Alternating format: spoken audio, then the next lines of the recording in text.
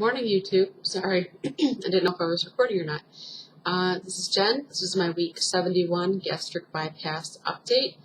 I had surgery on March 5th, 2012.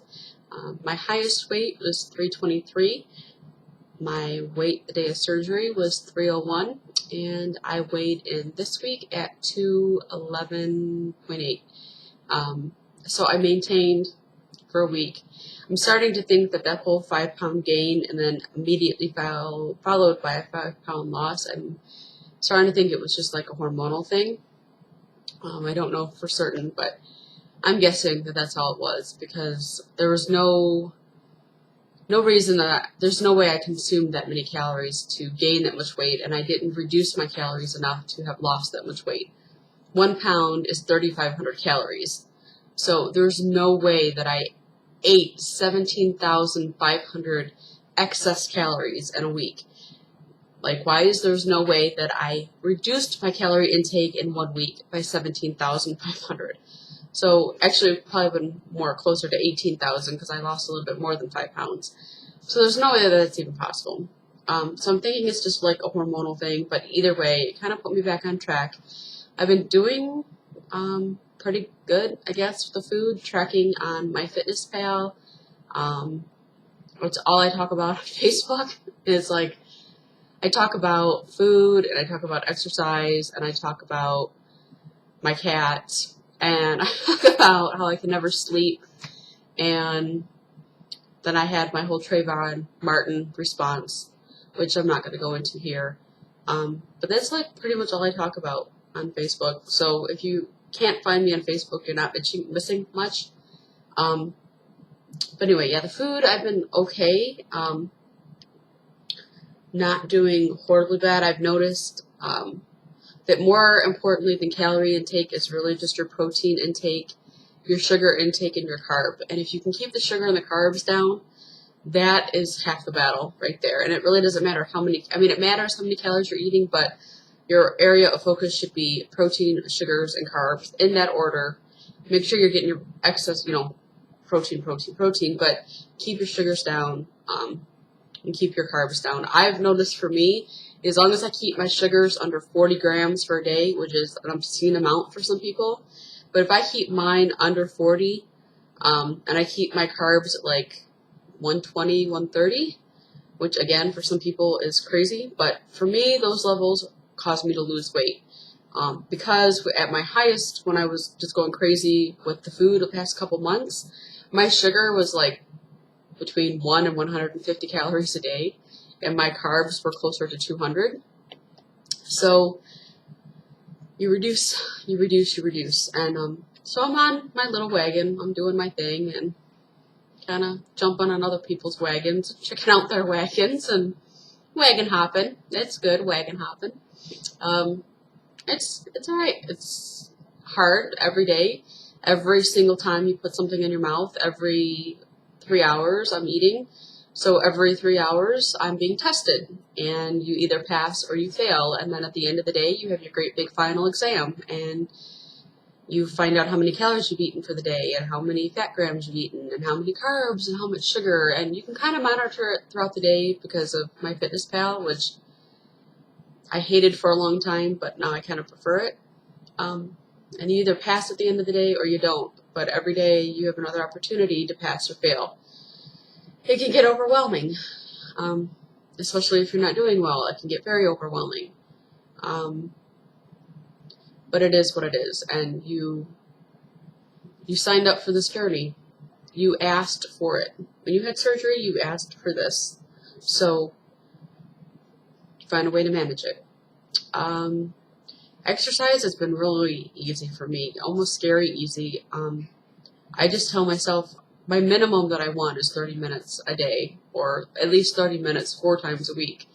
And I'm burning like between 1,000 and 1,500 calories a week just in exercise, because I'm doing about between 200 and 300 minutes a week, which isn't really that much, I guess. I don't know how much. If it's, let's just say it's 200 minutes.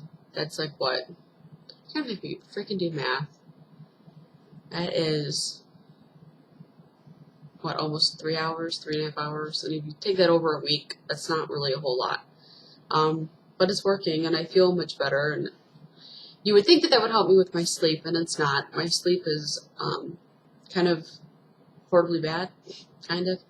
I'm getting to the point now where I'm not sleeping at all.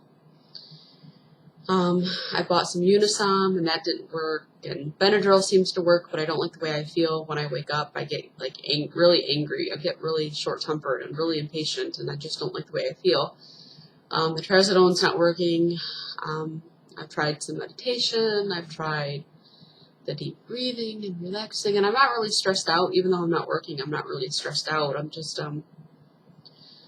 it's been 15 or 16 years since I've really been able to sleep all the way through for a whole night. I've been waking up every 2 or 3 hours for 15, 16 years. And when you're younger, I guess you kind of deal with it better. But now I'm getting older and it's getting worse, and I'm just not happy. So I went to see a sleep specialist last week. He was a total nutcase. He didn't know what the F he was talking about. I was a better doctor than he was. So I'm going to see another one tomorrow. Sleep does affect your weight loss, and it affects everything in your life, really, because you spend 1/3 of your life sleeping. So if you're not sleeping, you're not doing your body what it needs to have done. Sleep is extremely, extremely important for several reasons.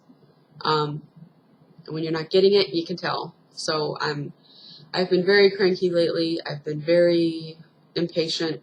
I've been getting upset at things that normally I wouldn't get upset about, or being overreactionary to things.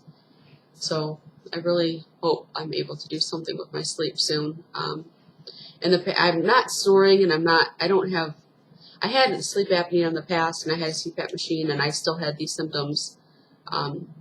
Even with the CPAP, I was still waking up all the time. So I don't know what it is, but I'll see the sleep specialist tomorrow, and we'll see what he says. This will be the 4th doctor that I've seen about this, and I still have no answers. So we'll see what he says tomorrow.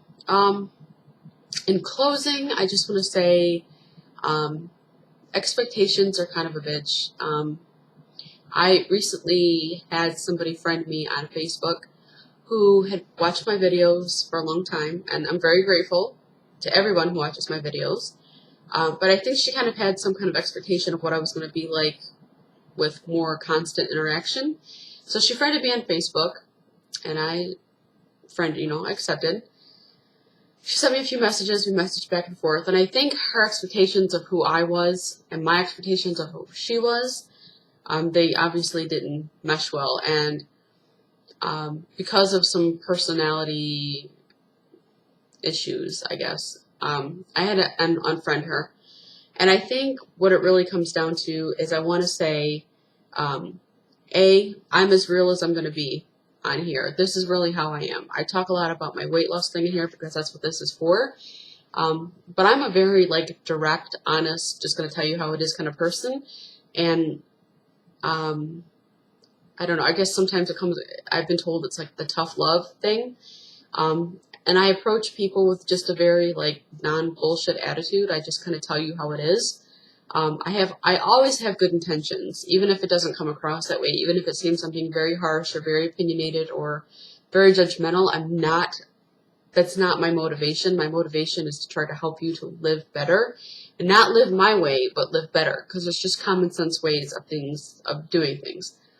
So I think that's where she and I did not mesh, because she was making some really stupid decisions, and she was making some really stupid comments, and just filled with drama. Her whole life is filled with drama. And I could tell that maybe a day or two into us being friends on Facebook. And I stay away from drama because I'm 33 years old, and that's ridiculous. But I was patient because I thought not everybody's the same. Whatever, as long as it doesn't affect me, that's fine. But we had some altercations because of something that happened in her life, and I commented on it because I felt the need to. And as soon as I unfriended her, suddenly all over her page, I was a bitch, and I was this, and I was that, and again, the drama, that's what people like that do. But I just want to say, if she is watching, that I did not handle the situation well, and I apologize for handling it from a more negative standpoint than some people would have handled it. But I meant the best. And if I think you're being stupid, I'm going to tell you that you're being stupid. And if I think your reactions are irrational and overdramatic, then I'm going to tell you that. I'm a very loving, kind person. I give to my friends all the time, and I give to strangers all the time.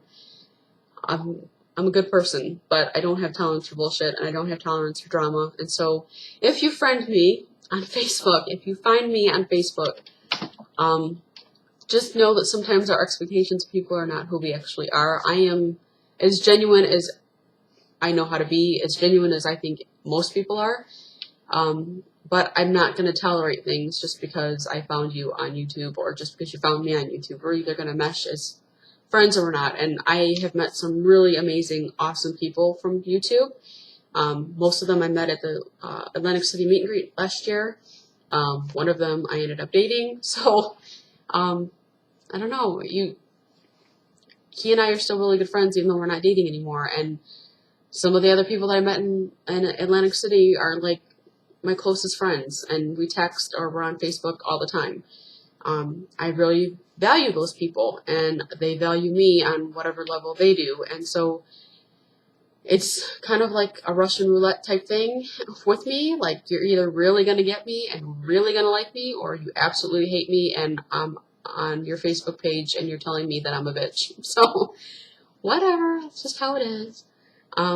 At any rate, I will talk to you guys all soon. Thank you so much for watching, and good luck with your journeys. If you're in a part of the nation right now that's undergoing major heat, Michigan is no exception to that, and it sucks outside this week. But stay safe, stay out of the storm, stay out of the heat, keep yourself hydrated. You should be drinking a lot of water anyway.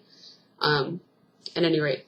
And I also want to say, I don't know if my mom watches my videos or not, but if she does, my mom has diabetes and, she has some weight issues, but she has decided that she's going to dramatically cut back her intake of Diet Coke because Diet Pop is not good for you. It's really, really bad for you.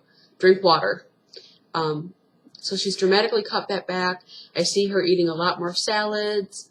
I don't know. It's just good. She's not changed her habits totally, but she's doing what's comfortable for her and what she feels that she can maintain, and that is awesome because that's exactly what you need to do. And I'm not a nutritionist and I am not a doctor, but I am somebody who goes through this journey every single day. I am somebody who's lost over 100 pounds, and I'm telling you, it starts with the little decisions that you can maintain long term, and then you can add to that if you choose. And your goal and your accomplishments are whatever you choose for them to be. So, very good, Mommy. I'm happy for you. Anyway, I will talk to you guys all soon. Thank you so much for watching. Bye.